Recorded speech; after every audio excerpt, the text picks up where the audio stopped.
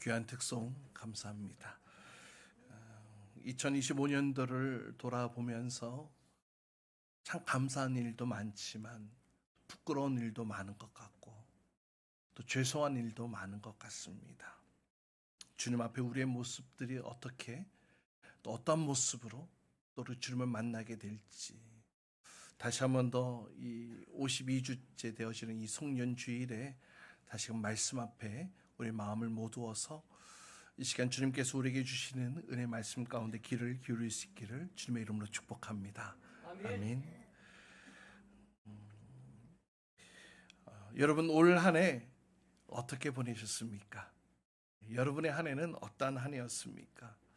각 개인별로 우리 성도님들의 삶에 많은 일들과 또 많은 사건들이 있었던 것으로 알고 있습니다. 다양한 일들을 겪으면서 막 발버둥 치면서 살아왔던 한 해이지 않았을까 그런 생각을 하게 됩니다. 그러면서 더 귀하고 참 감사한 것은 그렇게 수많은 사건들 또 어려운 일들 고난의 환경들 속에서도 그럼에도 나의 인생의 주인 되시는 그 주님 품에 더 가까이 나가기 위해 몸부림치면서 우리의 믿음과 신앙을 지켜왔던 모습들이 주님 보시기에 가장 귀한 모습인 줄 믿습니다. 오늘 이 시간도 나에게 주실 하나님의 말씀 앞에 우리가 귀를 기울이고 그 말씀 앞에 나아갈 수 있기를 주님의 이름으로 축복합니다. 아멘. 사도 바울은 자신을 가리켜서 이런 표현을 많이 썼어요. 로마서에서도 그렇고 또 빌립보서에서도 그렇고 많은 서신서에서 사도 바울은 자기 자신을 가리켜서 이런 표현을 씁니다. 그리스도 예수의 종인 나 바울은 예수 그리스도의 종이다. 그리스도의 종이다라고 자신을 자주 소개하는 것을 보게 됩니다. 여러분 종이라는 신분은 어떠한 위치입니까? 종에게는 자유가 없어요.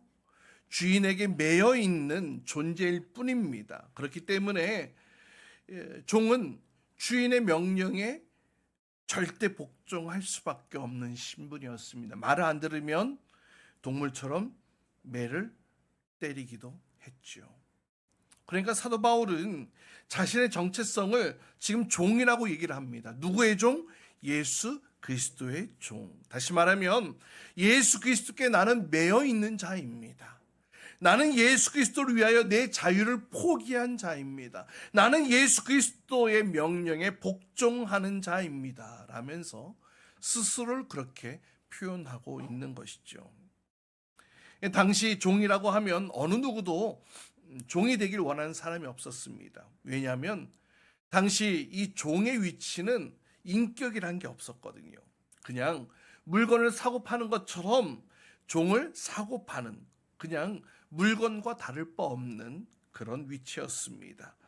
한번 종이 되면 평생 종으로 살아가야 했기에 이 종에서 벗어나고자 로마 시대의 역사들을 보면 이 종들의 반란의 사건들이 몇 차례 일어나는데 종에서 벗어나기 위해서 발버둥 쳤던 사건들은 있지만 그러나 자기 스스로 자유를 제한시켜서 스스로 종이 되겠다고 하는 사람은 사실 없었습니다. 그런데 바울은 자신이 이렇게 종이 되는 것, 억지로 된 것이 아니라 내가 자발적으로 된 것입니다. 내가 자발적으로 예수 그리스도의 종이 되었습니다. 주님의 부르심 앞에 내가 그렇게 순종하는 것입니다. 이렇게 고백하고 있는 것이죠. 이것을 자유의 종이라고 부르기도 합니다. 자유할 수 있지만 내 스스로의 자유를 주인에게 반납해서 주인 앞에 주인의 명령에 순종하기로 주인에 매여 사는 삶을 살기로 결정하는 모습. 바로 그것이 자유의 종이라고 얘기를 하는데요. 그래서 이제 그런 자들에게 이제 귀를 뚫어서 그렇게 표시를 하게 됐죠. 오늘 말씀은 디모데후서입니다. 사도 바울이 자신의 영적 아들 디모데에게 마치 마지막 유언처럼 남긴 서신서입니다. 왜냐하면 이제 이 디모데후서가 사도 바울의 이제 마지막 편지이거든요. 우리가 읽는 이 본문의 내용을 보면 디모데 자신의 영적 아들 디모데에게 앞으로 자신을 하나님 앞에 드리는 일꾼으로 내어드려라라고 권면을 하고 있습니다. 여기서 말하는 일꾼은 종이라는 동일한 단어로 동일한 의미로 쓰여졌는데요. 억지로 되는 것이 아니라 하나님의 부르심 앞에 자발적으로 내가 순종함으로 자원한 마음으로 기뻐하는 마음으로 자신을 드려라라고 권면하고 있습니다. 그래서 15절 말씀에 이렇게 얘기를 하고 있죠. 우리 같이 함께 읽어볼까요? 그대는 시작. 그대는 진리의 말씀을 올바르게 가르치는 부끄러울 것이 없는 일꾼으로 하나님께 인정받는 사람이 되기를 힘쓰십시오. 부끄러울 것이 없는 인정받는 일꾼이 되기를 힘쓰라, 이렇게 권면하고 있는데요. 그렇다면 부끄러울 것이 없는 하나님께 인정받는 일꾼은 그럼 어떠한 모습일까? 오늘 세 가지만 함께 살펴보려고 합니다. 첫 번째는 이것입니다. 진리의 말씀을 올바르게 분별하는 일꾼. 진리의 말씀을 올바르게 분별하는 일꾼. 일꾼은 주인의 말을 제대로 분별할 줄 알아야 합니다. 여러분 생각해 보세요. 주인이 일꾼에게 일을 맡깁니다. 이렇게 일은 이렇게 하고 저 일은 저렇게 해라고 지시를 하고 맡겨놨는데 그 일꾼이 주인의 이야기를, 그 말을 제대로 캐치하지 못해서 이걸 해야 될 거를 저기에다 하고 저기 해야 될 것을 이쪽에다 해놓으면은, 그러면 그 일꾼은 주인께 인정받을 수 없습니다. 칭찬받지 못합니다. 혼나겠죠. 혼쭐 나겠죠. 우리가 부끄러울 것이 없는 하나님의 인정받는 일꾼이 되기 위해서는 이 진리의 말씀, 하나님의 말씀을 올바르게 분별할 줄 알아야 된다는 거예요. 그래서 사도 바울도 로마서 12장에서 이렇게 말씀하고 있습니다. 여러분은 이 시대의 풍조를 본받지 말고 마음을 새롭게 함으로 변화를 받아서 하나님의 선하시고 기뻐하시고 완전하신 뜻이 무엇인지를 어떻게 하라고요? 분별하도록 하십시오. 하나님의 선하신 뜻이 무엇인지, 하나님의 기뻐하시는 것이 무엇인지, 하나님의 완전하신 뜻이 무엇인지를 분별하라. 하나님의 종이라면 당연히 주인 되시는 하나님의 뜻을 잘 분별하는 것이 무엇보다도 중요하겠지요. 이 디모데 후서가 쓰였던 초대교회 당시의 상황은 특별히 영지주의라는 이단의 영향을 참 많이 받았던 것 같아요. 교회 안에 이 영지주의가 들어와서 진리의 말씀을 왜곡시키는 일들이 있었습니다. 이 영지주의 간단하게 얘기를 하면 영적인 것은 선하고 물질적인 것은 악하다, 이렇게 단정짓고 이원론적인 관점에서 시작되어진 이 사상입니다.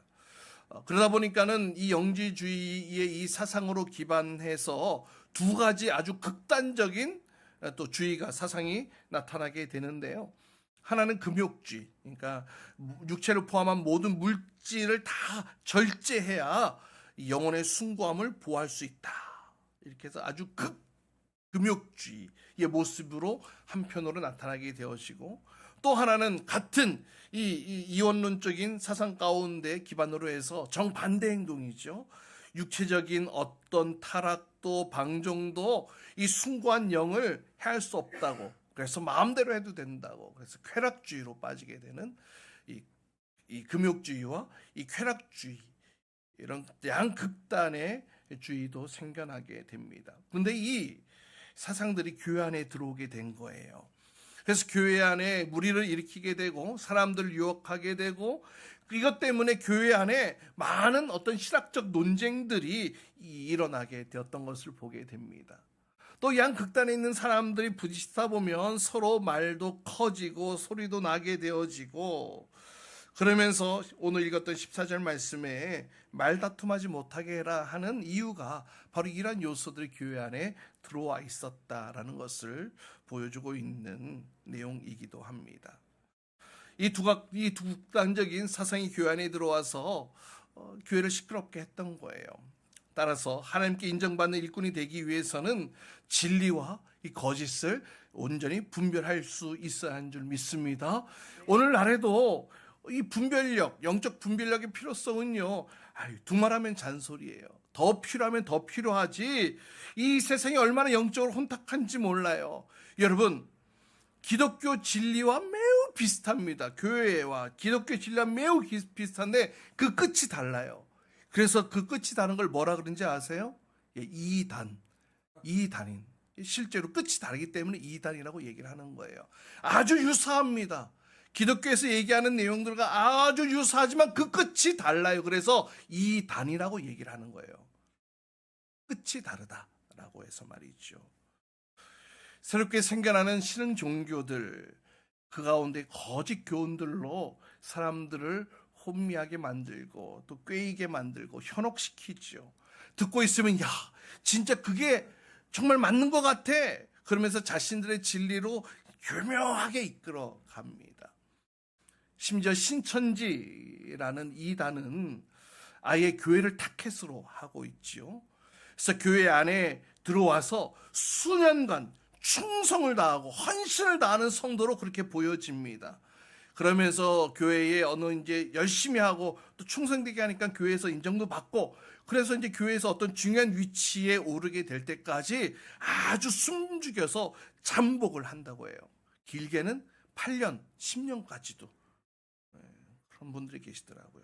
그러면서 뒤로는 몰래 성도들을 꿰가지고 야, 재밌는 성경 공부가 있는데 우리 성경 공부하러 가자 하면서 교회는 모르게 교회 바깥에서 외부에서 진행하는 성경 공부 모임에 성도들을 막 데리고 가는 거예요. 그러면서 잘못된 사상과 잘못된 교리로 성도들을 병들게 하고 또 교회를 병들게 하는 일들이 실제로 지금도 일어나고 있다는 것입니다. 따라서 주의 일을 감당하는 일꾼들에게 있어서 이와 같은 영적 분별력이 없어서는 안 된다라는 겁니다. 오늘 말씀에 보면 올바르게 가르치라라고 번역을 한 헬라어 오르도토메오라는 이 단어는 바르게 자르다라는 뜻을 가지고 있어요. 그러니까 하나님의 말씀을 내 마음대로, 내 생각대로, 내 해석으로 이렇게 자르고 이렇게 붙이고 저렇게 붙이고 하는 게 아니라 하나님의 본래 뜻대로, 의도대로 바르게 해석해야 된다라는 의미를 담고 있습니다. 다시 말하면 때려봅시다. 하나님의 말씀을 바르게 해석하라. 예, 바르게 해석하라는 거예요. 내 마음대로 해석하는 게 아니라 하나님의 뜻대로 해석하라는 것입니다. 따라서 올바른 진리의 말씀을 올바르게 분별하고 또 정확하게 분별하기 위해서는 이 말씀을 잘 알고 또 정확하게 배워야 할 필요가 있는 것이죠. 그것이 바로 인정받는 일꾼이 가져야 할 기본적 은사이고 능력이고 자질이 된다는 거예요. 사랑하는 여러분, 여러분은 부끄러울 것이 없는 인정받는 일꾼이 된다는 것, 여러분 누구에게 인정받는 거예요? 하나님께 인정받는 거예요. 부끄러울 것이 없는 인정받는 일꾼, 하나님께 인정받아야 돼요. 그렇다면 하나님께, 하나님의 뜻에, 하나님의 마음에 맞는 모습들이 우리 안에 있어야 되는 것 아니겠습니까? 그런데 하나님께서는 우리의 마음과 생각을 다 꿰뚫어 보고 계세요. 우리 마음의 중심을 다 보고 계시는 분이세요. 그렇기 때문에 하나님의 일꾼은 하나님의 말씀을 바르게 해석하고 전달하고 또 그 말씀대로 살아냄으로 인하여 하나님 보시기에, 사람들 말고 하나님 보시기에 부끄러움이 없는 모습으로 서 있어야 할 줄 믿습니다. 하나님께서 오늘 저와 여러분을 그 주님의 일꾼으로 부르고 계세요. 그렇다면 우리가 부끄러울 것이 없는 주님의 일꾼이 되기 위해서는 우리 역시 하나님의 말씀을 바르게 해석하고 바르게 전하고 또 그 말씀대로 살아냄으로 인하여 부끄러움이 없는 하나님께 인정받는 자가 되어야 할 줄 믿습니다. 이 분별력을 갖기 위해 힘써야 돼요. 여러분 열심히 산을 올라갔어요. 땀을 뻘뻘 흘리면서 정상을 향해 뻘뻘 땀 흘리면서 올라갔어요. 그런데 딱 올라가 보니까 아이고 이 산이 아닌가비요? 이러면 얼마나 허탈하겠습니까? 여러분 인생을 송두리째 다 에너지를 쏟아부어서 열심히 올라간 그 산이 진리의 산이 아니라면 얼마나 허무하겠습니까? 진리와 거짓을 구별할 줄 알아야 돼요. 그러기 위해서 우리가 성경을 바르게 배워야 합니다. 진리 안에서 바르게 판단할 수 있는 능력을 갖춰야 돼요. 그래서 우리 교회에서는 교회를 이제 등록하시면, 출석을 하시고 등록하시면 이 4주간의 시간을 통해서 예수님을 만난 이야기, 성경 안에서 예수님을 만난 사람들의 이야기를 쭉 살펴보면서 신앙의 기본적인 내용들을 이 새가족 교육을 통하여서 함께 알아가는 시간을 갖게 됩니다. 아주 중요한 시간이에요. 예수를 만난 사람들이 어떻게 되었나라는 사실을 함께 살펴보거든요. 그리고 또 1년에 한 번씩 진행하는 이 13주간의 생명의 삶이라는 이 공부를 통해서 내가 지금 믿고 있는 게 무엇이지? 내가 지금 생활하고 신앙생활하고 있는 것이 무엇이지? 어떤 신앙의 기틀을 잡아가는 이 시간들, 이런 교육들을 하게 됩니다. 우리 교회에서는 최소한 여기까지는 알아야 하기에 우리 교회에서는 새가족 교육, 이 생명의 삶의 과정을 다 마쳐야 교회의 정회원이다. 이 정회원 제도를 운영하고 있습니다. 왜냐? 여기까지는 알아야 흔들리지 않을 수 있고, 여기까지는, 최소한 여기까지는 알아야 거짓 이단이 판치는 이 세상 가운데에 그 중심을 바로 잡을 수 있기 때문에. 그래서 이와 같은 기초 훈련을 받으신 분들을 이제 집사와 같은 직분을 받을 수 있도록 그렇게 우리 교회에서는 직분을 그렇게 관리하고 있습니다. 여러분, 집사 영어로 뭡니까? 디콘이라고 얘기를 합니다. 디콘. 이 디콘은 두 단어의 합성 단어예요. 이 디아와 코노스, 이 두 단어가 합성된 건데요. 디아는 어디를 통해서, 어디 가운데로, 이런 의미를 가지고 있지요. 코노스는 먼지라는 의미를 가지고 있습니다. 그러면 여러분 이 두 단어 합성해 보세요. 그러면 무슨 뜻이 돼요? 먼지 가운데로, 먼지 속으로, 먼지 구덩이로, 이런 의미를 가진 단어가 바로 디콘이라는 단어라는 거예요. 당시에 이 디콘을 어떤 데다 썼느냐? 노예, 종, 하인을 가리켜서 디콘이라고 명칭을 부여했습니다. 그러니까 집사는 노예, 종, 하인을 뜻하는 단어에서 가져왔어요. 그런데 이 단어를 초대교회 당시에 초대교회에서 이 단어를 그대로 가지고 와서 교회의 일꾼으로 사용하고 표현하고 있는 것이죠. 그냥 일꾼이 아니라 인정받는, 부끄러울 것이 없는 하나님의 일꾼, 바로 그 직분이 집사라는 직분입니다. 그래서 우리 교회에서는 인정받는, 부끄러울 것이 없는 이런 직분자가 되게 하기 위해 이와 같은 훈련을 하고 있는 것입니다. 그리고 이와 같은 교육을 계속 권면하고 있는 것이죠. 그냥 교회 오래 다니면 집사 직분 주고, 또 교회 헌금 많이 하면 그럼 권사, 장로 이런 직분 주는 것이 결코 아니라는 것입니다. 오늘 사도 바울은 디모데에게 어렵지만 하나님 보시기에 부끄럽지 않은 일꾼이 되었으면 좋겠다, 이렇게 권면을 하면서 잘 배워야 된다, 또 잘 훈련되어야 된다, 이렇게 계속 권면하고 있습니다. 자, 또 부끄러울 것이 없는 인정받는 일꾼 되기 위해서 사도 바울이 또 이렇게 권면합니다. 16절 말씀 우리 같이 함께 읽습니다. 16절 시작. 속된 잡담을 피하십시오. 그것이 사람을 더욱더 경건하지 아니함에 빠지게 합니다. 예, 두 번째는 속된 잡담을 피하는 일꾼입니다. 속된 잡담을 피하십시오. 예전 개역개정 성경에는 망령되고 헛된 말을 버리라, 이렇게 얘기를 하고 있는데요. 망령되고 헛된 말, 이 속된 잡담, 이것이 무엇입니까? 두 가지로 얘기할 수 있을 것 같아요. 첫 번째는 진리에서 떠난 말입니다.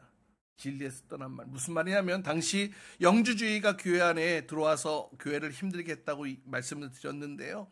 예수님의 신성만 인정하고 어떤 인성은 부인을 하고, 예수님의 부활도 어떤 영적인 부활은 인정하고 육적인 부활은 인정하지 않는 지나치게 분리되어진 이러한 모습들, 금욕주의, 쾌락주의 이런 모습들이 당시 상황 속에 교회를 힘들게 했다고 말씀을 드렸는데요.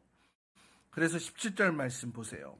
그들의 말은 뭐처럼? 암처럼 퍼져나갈 것입니다. 그러면서 두 사람을 딱 찍어 얘기를 합니다. 누구요? 후메네오와 빌레도. 얼마나 교회를 힘들고 어지럽게 하고 사람들을 깨어냈는지 사도 바울이 딱 두 사람을 딱 찍어가지고 이런 거짓 진리를 전하는 사람들의 말들을 주의해라라고 얘기를 하고 있습니다. 망령되고 헛된 말, 속된 잡담. 이것은 바로 진리에서 떠난 말을 하는 것들을 얘기를 합니다. 두 번째는 진리가 아닌 자기 뜻대로 하는 말도 바로 이것입니다. 교회 안에서 안타깝게도 서로 다른 의견들이 충돌되어질 때에 이런 얘기를 하는 것을 종종 들어요. 야, 누구누구 집사야, 내가 세상을 살아보니까 야, 꼭 그렇게 성경대로 되는 것은 아니더라. 야, 세상은 야, 다 그래. 그냥 그것도 그냥 그렇게 살아가는 거야.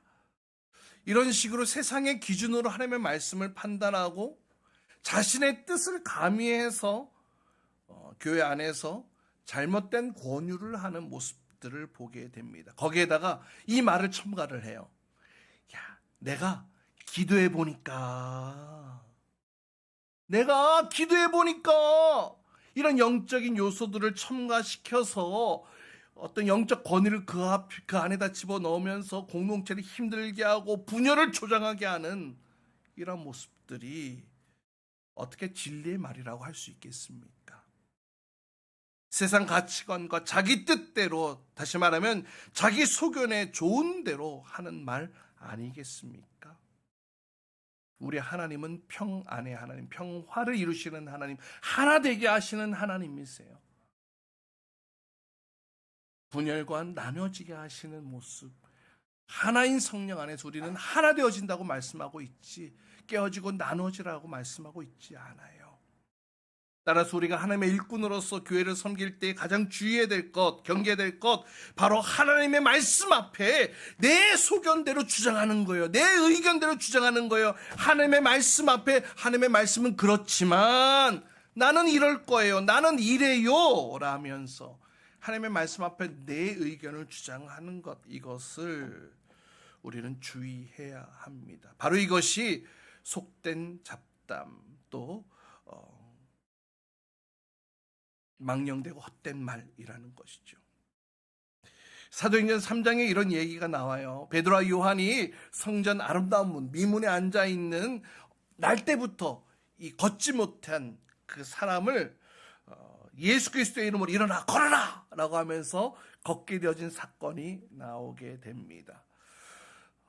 평생 앉아있던 사람, 걷지 못했던 그 사람, 성전을 들락거리는 수많은 사람들이 그 사람에 대해서 이미 오래전부터, 수년 전부터 그 사람이 걷지 못한다는 사실을 알고 있었는데 베드로와 요한이 예수 그리스도의 이름으로 일어나 걸어라 라고 했을 때에 다리에 힘이 들어가고 뛰어다니면서 할렐루야 하며 하나님을 찬양하며 성전으로 들어가는 그 모습을 보면서 많은 사람들이 놀라게 되어지죠. 야, 저 사람 대단한 사람이다, 능력자다 라면서 그 두 사람을 주목하게 되자 베드로가 이렇게 말합니다. 16절 말씀 보세요. 16절 말씀을 같이 함께 봅니다. 그런데 시작. 그런데 바로 이 예수의 이름이 여러분이 지금 보고 있는, 잘 알고 있는 이 사람을 낫게 하였으니 이것은 그의 이름을 믿는 믿음을 힘입어서 된 것입니다. 예수로 말미암은 그 믿음이 이 사람을 여러분 앞에서 이렇게 완전히 서게 한 것입니다. 무슨 말이에요? 지금 이 사건은, 이 기적은, 이 치유는 오직 예수의 이름으로, 오직 예수의 능력으로, 오직 예수를 믿는 믿음으로 이것이 일어나게 된 것입니다. 할렐루야! 지금 이 능력을 행했던 베드로와 요한은 하나님께, 주님께, 예수 그리스도께 모든 영광을 올려드리고 있는 것을 보게 됩니다. 이렇게 초대교회 일꾼들은요, 어떤 기적과 표적이 나타나도 자기의 이름, 자신의 생각을 드러내지 않았어요. 오직 진리이신 예수 그리스도, 그 이름과 그 능력만 나타내며 주님께만 영광 올려드렸던 것들을 보게 됩니다. 사랑하는 여러분, 초대교회에 수고하고 헌신했던 이 하나님의 일꾼들이 보여주었던 이 원칙을 우리가 벗어나는 순간 우리는 어떤 사람이 되는지 아세요? 한번 때려봅시다. 하나님의 영광을 가로챈 자. 예. 여러분, 하나님의 영광을 가로챈 자가 되어야 하겠습니까? 아니요. 그래서는 안 될 것입니다. 내가 받은 은혜, 내가 받은 말씀 그대로 내가 전하는 것, 나의 사사로운 이익 때문에 말씀을 이용하는 자가 아니라 그 말씀으로 은혜를 입는 자가 되어야 할 줄 믿습니다. 따라서 부끄러울 것이 없는 인정된 일꾼이 되기 위해서 사사롭고 헛된 잡담을 피해야 합니다. 마지막 세 번째는 이것입니다. 20절로 21절 말씀 우리도 같이 함께 읽습니다. 큰 집에는 시작. 큰 집에는 금그릇과 은그릇만 있는 것이 아니라 나무그릇과 질그릇도 있어서 어떤 것은 귀하게 쓰이고 어떤 것은 천하게 쓰입니다. 그러므로 누구든지 이러한 것들로부터 자신을 깨끗하게 하면 그는 주인이 온갖 좋은 일에 요긴하게 쓰는 성별된 귀한 그릇이 될 것입니다. 아멘. 세 번째는 이것입니다. 깨끗한 일꾼이 되어야 한다는 거예요. 하나님의 일꾼은 깨끗한 그릇이 되어야 한다. 따라해봅시다. 하나님의 일꾼은 깨끗한 그릇이 되어야 한다. 예, 여러분 집에도 다양한 종류의 그릇이 있을 거예요. 또 여러분이 아주 귀하게 또 여기는 아주 소중한 그런 찻잔도 있을 것이고요. 그냥 저희 집에 있는 이 개밥 그릇, 그냥 던져주는 그런 스텐 개밥 그릇 같은 것들도 있을 거예요. 뭐 금그릇, 은그릇, 뭐 나무그릇, 질그릇, 오늘 성경에서 이렇게 다양한 그릇들을 표현하고 있는데, 근데 각각의 쓰임새가 다르잖아요. 그렇죠? 각각의 쓰임새가 달라요. 그런데 아무리 귀한 금그릇, 은그릇이다 할지라도 그 그릇이 더러우면 그 그릇을 쓸 수 있습니까? 쓸 수 없어요. 아무리 멋지고 아름답고 화려한 그릇이다 하더라도 그 그릇이 더럽게 방치되어져 있으면, 더러운 것으로 채워져 있으면 쓸 수가 없어요. 이처럼 하나님께 쓰임받는 그릇이 되기 위해서는 우리가 어떤 그릇이든지 먼저 깨끗한 그릇이 되어야 할 줄 믿습니다. 우리가 깨끗한 그릇이 되어야 해요. 깨끗하지 않으면 쓰임받을 수 없거든요. 솔로몬이 왕위에 오를 때에 이제 1000번제를 드리면서 하나님께서 큰 복을 주시죠. 그리고 성전을 짓고 왕궁을 짓고 또 인생의 많은 것들을 다 완성한 후에 다시금 하나님께 나아가 예배하며 기도했을 때에 하나님께서 솔로몬에게 나타나셔서 다시 똑같이 나타나셔서 복을 주시는 장면이 열왕기상 9장에 등장합니다. 그런데 이때에는요, 하나님께서 솔로몬에게 복에 대한 말씀도 주시지만 더 많은 분량을 경고와 또 어떤 주의해야 될 것들에 대해 말씀하고 있는 것들을 보게 됩니다. 열왕기상 9장 보세요. 솔로몬이 주님의 성전과 왕궁 짓는 일과 자기가 이루고 싶어하는 모든 일을 끝마치니 주님께서는 기본에 나타나신 것과 같이 두 번째로 솔로몬에게 나타나셔서 이제 복에 대한 이야기를 하시는데 경계하고 주의해야 될 것들에 대해 더 많이 말씀하세요. 우리 6절부터 9절까지 또 함께 읽어봅니다. 그러나 시작. 하지 아니하고 등을 돌리거나 내가 내게 일러준 내 계명과 율례를 지키지 아니하고 결길로 나아가서 다른 신들을 섬겨 그들을 숭배하면 나는 내가 준 그 땅에서 이스라엘을 끊어버릴 것이고 내 이름을 거룩하게 구별한 성전을 외면하겠다. 그러면 이스라엘은 모든 민족 사이에서 한낱 속담거리가 되고 웃음거리가 되고 말 것이다. 이 성전이 한때 아무리 존귀하게 여김을 받았다고 하더라도 이곳을 지나가는 사람마다 놀랄 것이고 어찌하여 주님께서 이 땅과 이 성전을 이렇게 되게 하셨을까 하고 탄식할 것이다. 그러면서 그들은 이스라엘 백성이 자기들의 조상을 이집트 땅으로부터 이끌어내신 주 그들의 하나님을 버리고 다른 신들에게 미혹되어 그 신들에게 절하여 그 신들을 섬겼으므로 주님께서 이 온갖 재앙을 그들에게 내리셨다 하고 말할 것이다.